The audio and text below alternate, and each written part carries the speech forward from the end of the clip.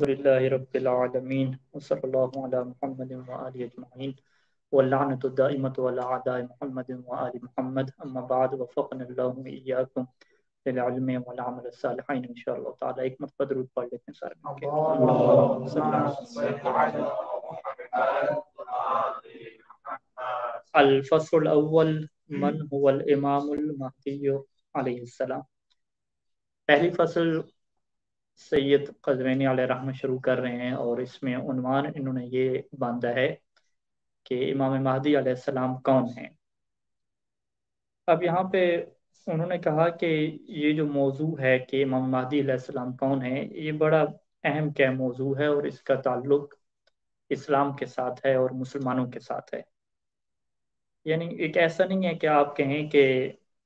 یہ ایک مسئلہ جو ہے وہ مسلمانوں کے کسی واقعے کا ہے، کسی قصے کا ہے،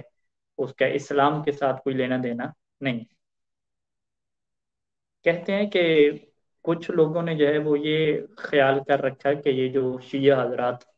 امام مہدی علیہ السلام کو مانتے ہیں یہ ان کی ایک نفسیاتی مشکل ہے. وہ اس وجہ سے کہ امام حسین علیہ السلام کربلا میں شہید ہو گئے اور اہل بیت علیہ السلام کو حکومت نہیں مل سکی، تو اب انہوں نے جو ہے نا ایک نفسیاتی سسٹم بنا لیا کہ ہمارے جو ہے وہ 12ویں آقا آئیں گے تو وہ کیا ہے اب حکومت بنائیں گے اور پوری دنیا کے اوپر کیا حکومت کریں گے. انہوں نے کہا یہ بالکل ایک باطل سوچ ہے. امام مہدی علیہ السلام کا وجود اس وجہ سے نہیں بنایا کہ وہ ہماری جو ہے وہ نفسیاتی مسئلہ ہے. یا انہوں نے یہ کہا کہ یہ اس وجہ سے بھی نہیں ہے کہ یعنی کچھ لوگ یہ کہتے ہیں کہ کیونکہ مسلمانوں کے اوپر دیکھا جاتا ہے کہ پوری دنیا کے اوپر ظلم ہو رہا ہے، خصوصاً شیعان اہل بیت علیہ السلام کے اوپر ظلم ہو رہا ہے، تو اب انہوں نے دل کو تسلی دینے کے لیے کہ چلیں یہ ظلم کبھی تو کیا ختم ہو گیا اور کبھی تو کیا ہماری حکومت ہے، کہ انہوں نے کہا نہیں یہ ایسی بات نہیں ہے. یعنی یہ نظریہ امامت اور امام مہدی کا جو عقیدہ ہے وہ ان نفسیاتی سوچوں کی بنیاد پہ نہیں ہے، بلکہ اس کے پیچھے جو بنیاد ہے وہ قرآن مجید کی آیات ہیں کہ جن آیات میں یہ بات واضح ملتی ہے کہ اللہ تعالیٰ یہ وعدہ کر رہے ہیں کہ اسلام کا کلمہ بلند ہوگا اور اس زمین کے وارث کون لوگ بنیں گے، جو کمزور لوگ ہیں وہ اس زمین کے وارث بنیں گے. تو اس طرح کی بہت ساری آیات ہیں جس کو کیا بعد میں ذکر کریں گے. خود رسول خدا صلی اللہ علیہ وآلہ وسلم کی احادیث ہیں، اہل بیت علیہ السلام کی احادیث ہیں کہ یہ ایک حقیقت ہے کہ جس کا اسلام میں باقاعدہ وجود ہے. قرآن مجید نے جس کی بشارت دی ہے، اللہ کے رسول نے جس نے بشارت دی ہے، یہ کوئی نفسیاتی کا پرابلم نہیں ہے. اور پھر یہ جب کہا جاتا ہے نا کہ یہ نفسیاتی مسئلہ ہے اور یہ ان لوگوں کی نفسیاتی سوچ ہے، ایک وہم ہے، تو اس کی دلیل کیا ہوتی ہے کہ وہم ہونے کی دلیل یہ ہوتی ہے کہ کچھ لوگوں کو یہ وہم ہوتا ہو، سب کو نہ ہوتا ہو. جس طرح اللہ کے بارے میں یہ دلیل دی جاتی ہے کہ بھئی جب انسان پھنستا ہے، وہ سمندر میں پھنس گیا، بہت بڑا زلزلہ آ گیا اور سیلاب کے اندر انسان پھنس گیا، تو کہتے ہیں کوئی بھی انسان ہو، حتیٰ کہ وہ جہاز کے اوپر جا رہا ہو اور جہاز کریش ہو رہا ہو، گرنے والا ہو، تو ہر انسان کے دل میں ایک یہ تمنا جاگتی ہے، چاہے وہ کافر ہی کیوں نہ ہو، کمیونسٹ ہی کیوں نہ ہو، اس کے دل میں ایک یہ امید بنتی ہے کہ کوئی طاقت ایسی ہے جو بچا سکتی ہے ہمیں. تو یہ جو تمنا جاگنا ہے، کوئی طاقت ایسی ہے جو بچا سکتی ہے، اس کو ہم کہتے ہیں کہ یہ وہم نہیں ہے. وہم نہیں ہے، یہ فطرت کی آواز ہے. وہ فطرت کی آواز کیوں کہتے ہیں؟ کیونکہ اگر اس کا تعلق وہم سے ہوتا تو کچھ لوگوں کے دل میں یہ آواز پیدا ہوتی، سب کے دل میں یہ آواز پیدا نہیں ہوتی. تو کسی کو بھی آپ جہاز کے اوپر لے جائیں، اسے کہیں جہاز تباہ ہونے والا ہے، گرنے والا ہے، تو وہ اس کے دل میں یہ خیال خود بخود پیدا ہوگا. تو ہر بندے میں اور ہر قوم کے اندر اس خیال کا جنم لینا یہ اس بات کی دلیل ہوتا ہے کہ اس کا تعلق خرافت سے نہیں ہے، وہم سے نہیں ہے، ایک تصور سے نہیں ہے، بلکہ یہ انسانوں کی کیا فطرت ہے. اور جب یہ گفتگو ہوگی کہ عقیدہ ماتویت ایک فطرت ہے، انسانی فطرت کی آواز ہے، تو وہاں پر بھی اسی قسم کی کیا چیز پیش کی جائے گی کہ کسی بھی آپ قوم میں چلے جائیں، کسی بھی دین میں چلے جائیں، حتیٰ کہ ہندوؤں کے اندر بھی یہ تصور موجود ہے کہ کوئی ایک شخصیت آئے گی، اور اسی طریقے سے جو سپر ہیرو کا تصور موجود ہے دیگر قوموں کے یہاں کہ کوئی ایک ایسا انسان آئے گا اس دنیا میں، ایسا انسان ہوگا جو بڑا طاقتور ہوگا، جو سب کو انصاف دے گا، عدل فراہم کرے گا، اور اس دنیا میں کیا ہے سب کو کیا ہے ایک ایسی حکومت بنا کے دے گا کہ جس کے اندر سب کے حقوق ملیں گے. تو یہ ہر بندے کی کیا ہے دل کے اندر ایک خواہش ہے، ایک تمنا ہے، اس کو ایک دل کے اندر کی ایک آواز ہے. تو لہٰذا یہ خرافات نہیں ہے کہ یہ فقط شیعوں کے اوپر چونکہ ظلم زیادہ ہوا، ان کے اماموں کے اوپر ظلم زیادہ ہوا تو یہ دل کی تسلی کے لیے ایک آواز ہے. نہیں، یہ ہر انسان کی آواز ہے، فقط یہ شیعوں کی نہیں ہے. شیعہ کے علاوہ جتنے دین میں چلے جائیں، यहूदियों के दीन में चले जाएं, ईसाइयों के दीन में चले जाएं, हिंदुइज्म के दीन में चले जाएं, तो हर एक की क्या है ये आवाज़ है, कि जिसकी तफसील क्या है बाद में जिक्र होंगी। तो लिहाजा पहले मरले पे इन्होंने ये बयान किया कि इसका जो तस्वुर है वो हम ये साबित करेंगे कि ये कुरान मजीद में मौजूद है, रवायात अहले बैत अलैहिस्सलाम, और हर जगह पे क्या मौजूद है। लिहाजा ये बड़ा क्या अहम मौजू है, ऐसे ये खराफात वगैरह नहीं है। इसके बाद उन्होंने बयान फरमाया कि इमाम महदी अज्जलल्लाहु फरजहु शरीफ इस दुनिया में आ चुके हैं, और उनकी जो विलादत है वो सन 255 हिजरी को होगी, और अभी जो है वो चल रहा है 1444 हिजरी।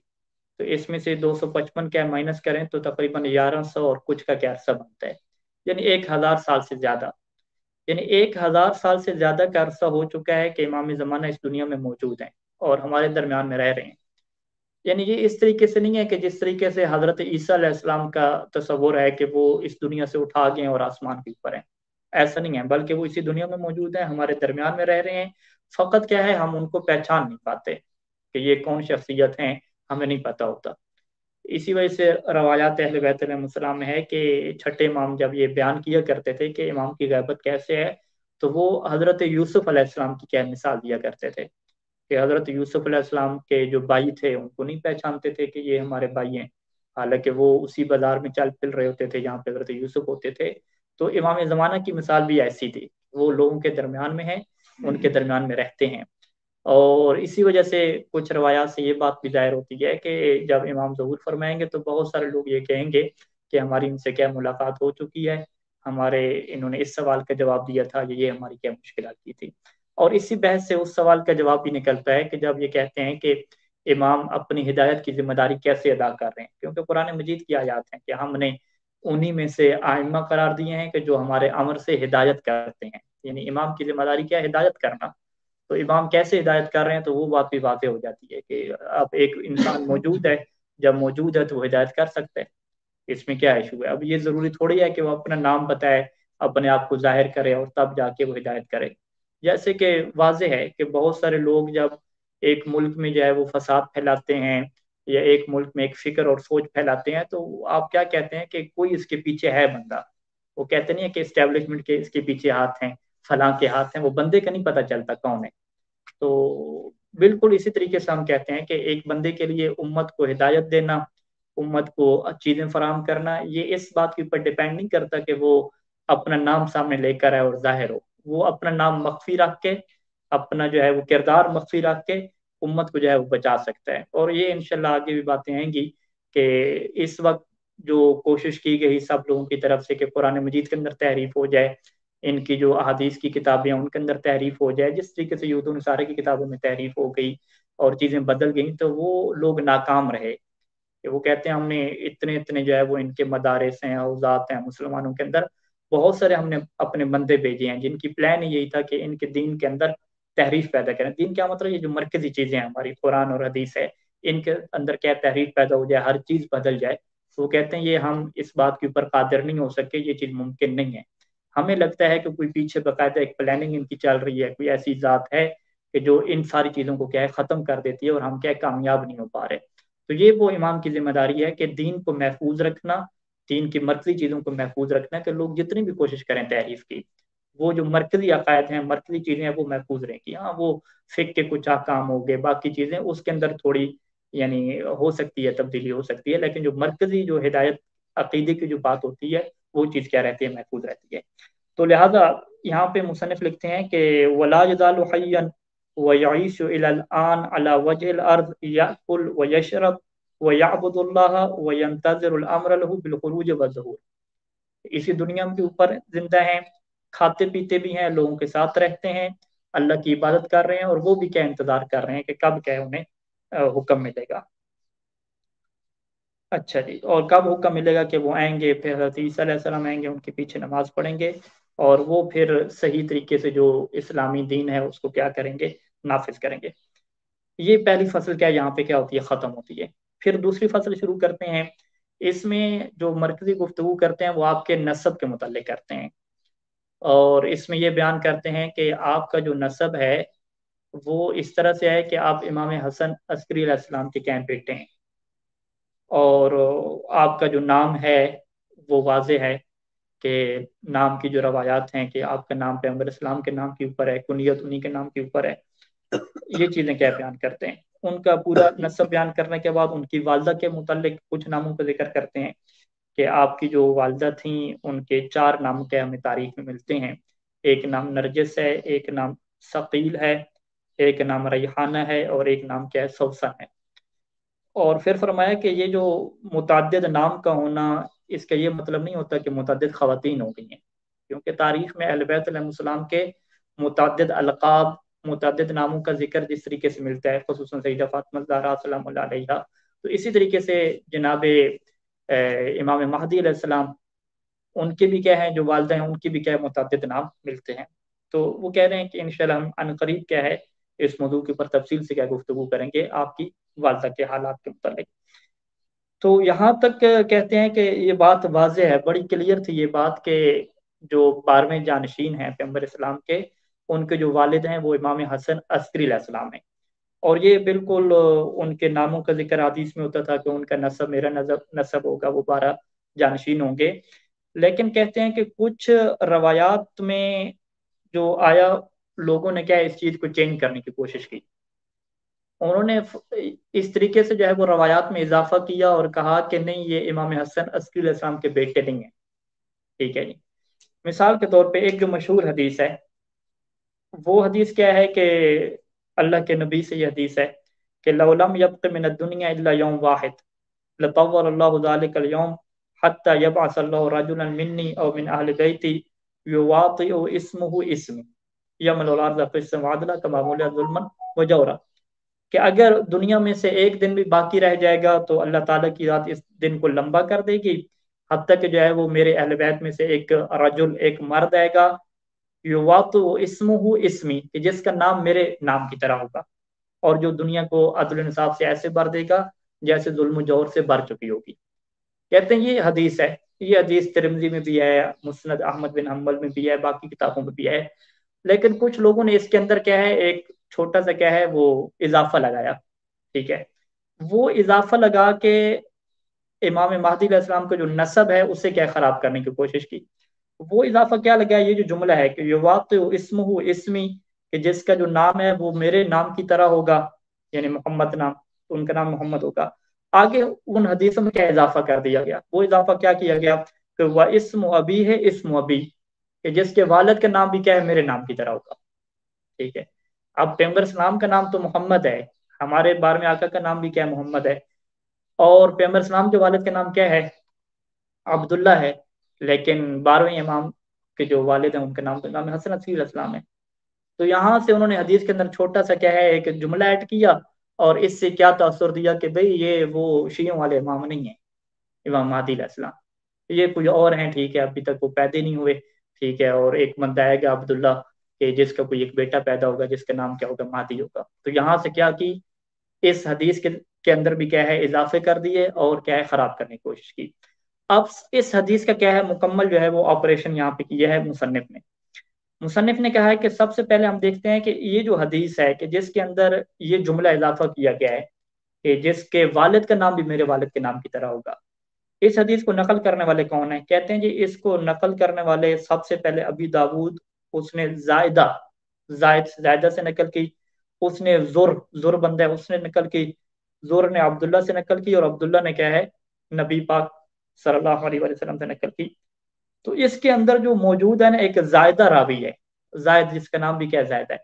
اس کے بارے میں تاریخ والوں نے لکھا کہ زائدہ یہ جو بندہ تھا نا اس کی یہ صفت تھی کہ کان یزید فی الاحادیث، اور کان یزید فی الاحادیث، کہ یہ احادیث کے اندر زیادہ کرتا رہتا تھا، اس کا کیا کام یہی تھا کہ حدیثیں ہوتی تھیں اور اس کے اندر کیا ہے یہ جملوں کا کیا کرتا تھا اضافہ کرتا رہتا تھا۔ تو سب سے پہلے انہوں نے بات کی کہ بھئی یہ جو زائدہ بندہ ہے حدیث اس کی بات ہے، اور دوسرا زائدہ نے کس سے یہ حدیث نقل کی ہے؟ زر سے، زا اور رام زر راوی ہے۔ تو مصنف نے کہا کہ زر کی جو ہے وہ باقی حدیثیں ہم دیکھ لیتے ہیں کہ جو زائدہ کے علاوہ باقی بندوں نے زر سے نقل کی ہیں، تو اس حدیث میں ہمیں یہ جملے نہیں ملتے، فقط یہ جملہ ملتا ہے کہ جس کا نام میرے نام کی طرح ہوگا، اگلا جملہ نہیں ملتا کہ جس کے والد کا نام میرے والد کی طرح ہوگا، یہ نہیں ملتا جملہ۔ تو اس کا مطلب ہے کہ زور سے جب زائدہ نے نقل کیا تو اس نے یہ جملہ اضافہ کر دیا، جب زور بندے سے کسی اور بندوں نے نقل کیا تو انہوں نے اس جملے کا اضافہ نہیں کیا۔ تو یہ واضح دلیل ہے کہ یہ زائدہ کی اپنی فنکاری ہے اور اس نے درمیان میں کیا جملہ ایڈ کی ہے۔ اور اس سے ہٹ کے اگر آپ اہل سنت کی دیگر کتابوں کی طرف چلے جائیں، جیسے ایک کتاب لکھی گئی البیان فی اخبار صاحب زمان، الحافظ الکنجی الشافی نے کتاب لکھی، اس نے بھی یہ لکھا کہ نبی پاک صلی اللہ علیہ وسلم سے جتنی بھی احادیث وارد ہوئی ہیں ان کے اندر یہ جملہ تو ہے کہ اس کا نام میرے نام کی طرح ہوگا، لیکن یہ والا جملہ کہ اسم ابی ہے، اسم ابی کہ جس کے والد کا نام بھی میرے والد کی طرح ہوگا، کہتے ہیں ان روایات میں یہ جملہ میں نہیں ملتا جتنی بھی حدیث پیغمبر اسلام سے مروی ہیں۔ اور کہا کہ آپ ترمذی میں جا کے حدیث دیکھ لیں، ترمذی والے نے اسی حدیث کو نقل کیا لیکن یہ جملہ اس میں ایڈ نہیں کیا گیا۔ اسی طریقے سے جو ہے وہ آپ جا کے دیکھ لیں مسند احمد بن حنبل میں دیکھ لیں، تو اس نے بھی کیا یہ حدیث ذکر کی لیکن یہ جملہ کیا ذکر نہیں کیا۔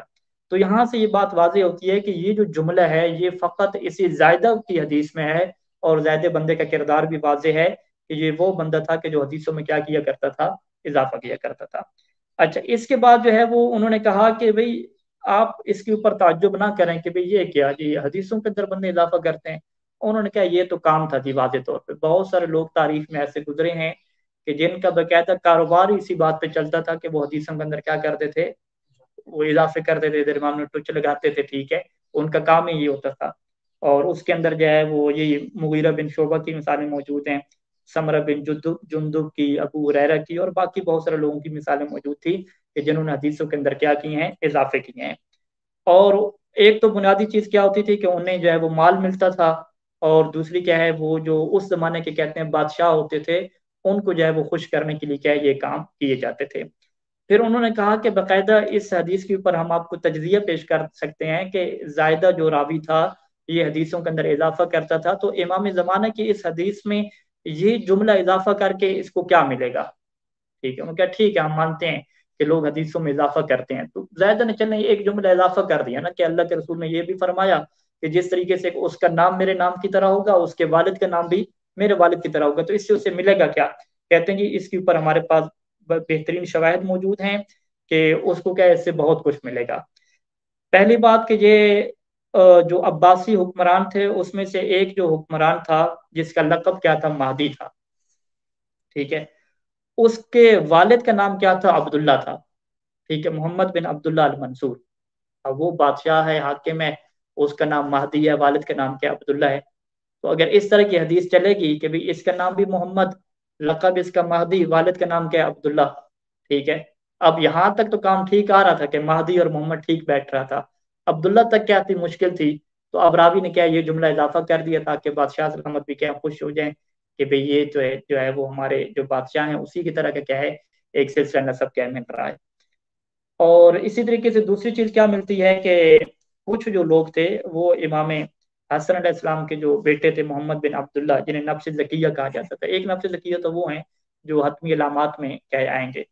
تو یہ جو نفس زکیہ تھے انہوں نے قیام کیا تھا عباسی حکمرانوں کے خلاف، تو اس وقت لوگ کہتے تھے کہ یہ چونکہ قیام کر رہے ہیں تو یہ کیا ہوں گے، مہدی ہیں، یہی کہیں آخری امام ہیں۔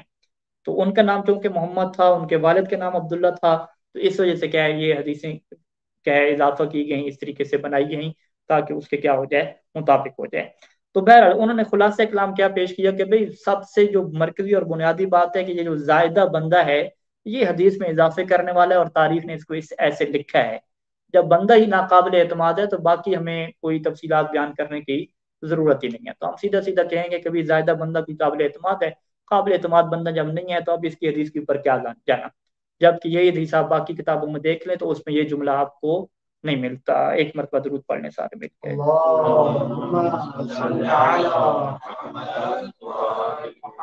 اچھا، اس کے بعد وہ مختصر طریقے سے ذکر کرتے ہیں کہ امام مہدی علیہ السلام کا ایک تو اس حدیث کے مطابق نام سامنے آ گیا کہ ان کا نام کیا ہوگا، محمد ہوگا۔ اس کے علاوہ کہتے ہیں بہت ساری احادیث ہیں کہ جس میں آپ کے بہت زیادہ القاب اور کیا ہے نام ذکر کیے گئے ہیں، جس طریقے سے واضح ہے کہ خود اللہ کے رسول کے بہت زیادہ نام ہیں، محمد، احمد، طہ، یاسین، بشیر، نذیر، ٹھیک ہے، خود انجیل میں ان کے اور زیادہ نام ہیں، اور اسی طریقے سے امیر المومنین اسلام کے نام ہیں حیدر، مرتضیٰ، ایلیا، اور اسی طریقے سے خود سیدۃ النساء العالمین جناب زہرا سلام اللہ کے نام ہیں، بطول، مبارکہ، مقدسہ۔ تو اسی طریقے سے امام زمانہ علیہ السلام کے بھی کیا ہے بہت زیادہ نام ذکر ہوئے ہیں کہ جس میں سے کچھ ناموں کو کیا وہ ذکر کریں گے کہ جو روایات کے اندر کیا ذکر ہوئے ہیں. ایک مہدی کا نام، دوسرا حجت کا نام، تیسرا قائم کا، چوتھا منتظر کا، پانچواں خلف صالح، چھٹا صاحب الامر، سید الامام الثانی عشر، اور اس کے علاوہ کیا ہو گئے نام ہو گئے. اور کنیت آپ کی واضح ہے ابو القاسم ہے. اب یہاں پہ کیا ہے کچھ روایات کو وہ ذکر کرتے ہیں کہ ان ناموں کی کیا وجہ تسمیہ کیا ہے. سب سے پہلے وہ ذکر کرتے ہیں کہ مہدی کا جو نام ہے، ہمیں پتہ ہے کہ مہدی جو ہے وہ اس میں مفعول کا صیغہ ہے. مہدو ان سے کیا ہے وہ واو اور یا کا، واو کو یا میں تبدیل کیا اور پھر یا کا یا میں ادغام ہوا تو اس میں مفعول، یعنی جس سے ہدایت دی گئی ہو. اب یہ نام جو اہل بیت علیہ السلام کے ہوتے ہیں اس میں کوئی نہ کوئی کیا ہوتی ہے مناسبت ہوتی ہے. اسی وجہ سے علم منطق میں جب آپ پڑھیں گے اب وہ الفاظ کی آپ اقسام پڑھیں گے تو اس میں ایک ہوگا مرتجل اور ایک ہوگا منقول. منقول میں وہ یہ بیان کریں گے کہ کچھ نہ کچھ کیا ہوتی ہے مناسبت ہوتی ہے. تو اہل بیت کے ناموں کے اوپر یہ ایک بحث ہوتی ہے کہ ان کے نام مرتجل نہیں ہوتے، ان کے نام کیا ہوتے ہیں منقول ہوتے ہیں، کیونکہ باقاعدہ کیا پائی جاتی ہے مناسبت پائی جاتی ہے. ویسے کسی بندے کا نام مہدی رکھ دیں، اب اس بادشاہ کا نام کیا تھا مہدی تھا، تو وہ ہدایت یافتہ ہے ہی نہیں، گمراہ ہے. تو اب نام کی جو ہے وہ کردار کے ساتھ کوئی مناسبت نہیں ہے. اسی طریقے سے کسی کے نام حسن ہوتا ہے خود وہ خوبصورت ہوتی نہیں ہے، کسی کا نام صابر ہوتا ہے اور خود کیا غصے والا ہوتا ہے. تو یہ انسانوں کے ناموں میں یہ بات چلتی ہے، لیکن اہل بیت علیہ السلام کے ناموں میں یہ بات نہیں چلتی. ان کا نام کیا ہوتے ہیں اسم با مسمى ہوتے ہیں. اب یہاں سے یہ جتنے بھی نام ذکر کیے جو القاب ذکر کیے، اب مصنف کیا ہے باقاعدہ روایات ذکر کریں گے اور ان روایات میں وہ وجہ ذکر کریں گے کہ کس وجہ سے جو ہے وہ یہ نام کیا ہے دیا گیا. تو انشاءاللہ اس کو ہم کل کی گفتگو میں ذکر کریں گے کہ یہ جو نام پڑے ہیں تو کس وجہ سے پڑے ہیں اور وہ پیچھے وجہ کیا کھڑی تھی. صلی اللہ علی محمد و علی اجمعین. السلام علیکم ورحمۃ اللہ وبرکاتہ.